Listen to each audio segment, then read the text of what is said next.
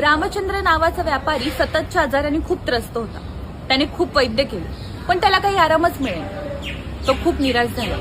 पण त्यावर त्याचा एक मित्र त्याला म्हणाला की तू अक्कलकोटमध्ये स्वामी समर्थांकडे जा. ते फक्त औषधांनीच नाही तर कृपेने सुद्धा रोग घालवतात.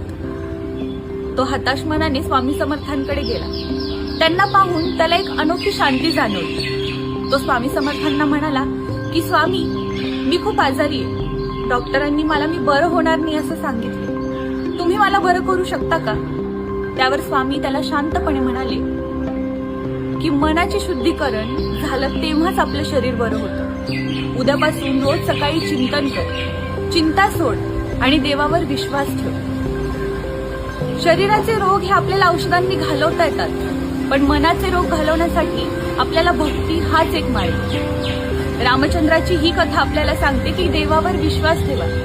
जे डॉक्टरांनाही शक्य नाहीये ना, तो ते सुद्धा साध्य करून दाखवतो. श्री स्वामी समर्थ.